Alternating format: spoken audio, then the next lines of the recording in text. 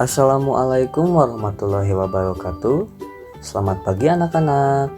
Tetap semangat ya untuk hari ini. Sekarang kita akan belajar PPKN. Nah, PPKN hari ini kita akan belajar tentang kebersamaan di kelas. Nah, anak-anak, pernah kan kalian merasakan kebersamaan dalam kelas? Berkumpul bersama teman-teman kalian di kelas. Terkadang kalian pergi ke sekolah itu untuk bertemu dengan teman-teman kalian, membicarakan apa saja yang sudah kalian alami di rumah, ataupun kalian menunjukkan barang-barang kepunyaan kalian kepada teman-teman. Sebelum virus COVID ini ada, kita sering melakukan itu di sekolah. Nah, contohnya anak-anak sering kalian lakukan di kelas seperti ini. Yang pertama, kalian sering melakukan piket bersama. Tujuannya adalah supaya kelas kita itu bersih dan sehat. Jadi kalian ada jadwal piket setiap harinya dan itu bergantian. Jadi kalian bersama teman-teman kalian bergotong royong untuk membersihkan kelas supaya kelas kalian bersih dan sehat. Nah, lalu di sekolah pasti kalian belajar bersama Bapak Ibu guru dan belajar bersama teman-teman kalian. Nah, lalu di sekolah kalian sering melakukan diskusi. Nah, diskusi di sini yaitu bekerja kelompok. Nah, bekerja kelompok untuk memecahkan suatu masalah, untuk mencari tahu jawaban yang sangat sulit kalian temukan. Nah, maka dilakukanlah kerja kelompok agar soal yang sulit itu bisa dijawab dengan cepat dan gampang. Nah, bagaimana perasaan kalian saat melakukan aktivitas bersama teman-temanmu? Menyenangkan sekali, bukan? Nah, bandingkan apabila kalian melakukan aktivitas tersebut secara sendiri. Misalnya, nah kalian melakukan piket sendiri. Bagaimana perasaan kalian? Yang pertama, kalian kesepian, lalu capek ya. Capek karena harus melakukannya sendiri, harus ngepel sendiri, harus menyapu sendiri, harus beres-beres debu sendiri. Jadi apabila dilakukan secara gotong royong bersama teman-temanmu, pekerjaan piket ini akan cepat terselesaikan. Nah, lalu belajar sendiri.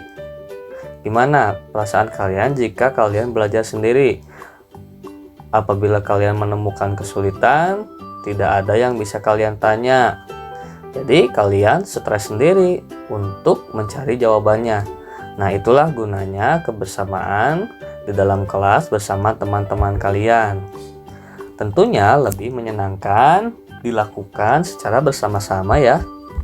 Jadi, jika kita ingin terwujudnya suatu kebersamaan di dalam kelas, kita harus memiliki sikap-sikap yang baik terhadap diri sendiri maupun terhadap teman-teman kita.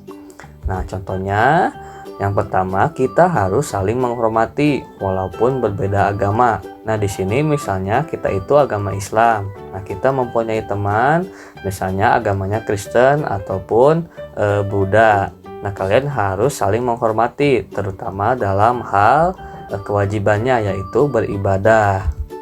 Lalu yang kedua, kita harus saling tolong-menolong antar teman. Kita tidak bisa hidup bersama. Jadi kita harus saling menolong antar teman. Nah, di sini sikap tolong-menolong itu harus kita lakukan. Kenapa? Karena jika kita menemui suatu kesulitan dan membutuhkan pertolongan, maka teman kita pun akan segera menolong kita. Ataupun sebaliknya, jika teman kita membutuhkan pertolongan, kita bisa menolongnya atau bisa membantunya supaya terwujudnya kebersamaan antar teman di kelas. Lalu yang ketiga, tidak memaksakan kehendak kita kepada orang lain. Nah, artinya di sini kita tidak boleh menang sendiri. Jadi kita harus menghargai juga usaha teman-teman kita. Kenapa? Karena jika kita selalu ingin menang sendiri, akibatnya kita dijauhi teman. Ya, seperti itu ya. Jangan selalu memaksakan kehendak kita kepada orang lain, karena belum tentu keinginan kita itu dapat diterima oleh teman-teman kita. Nah, yang keempat, kita harus saling memaafkan kesalahan teman. Nah, apabila teman kita mempunyai kesalahan terhadap kita, nah kita bisa memaafkannya. Nah, di sini kita harus belajar ikhlas. Belajar ikhlas untuk memaafkan kesalahan teman. Apabila temannya sudah berusaha meminta maaf kepada kita, ya kita memaafkannya. Nah, lalu yang kelima, mengakui kesalahan dan meminta maaf.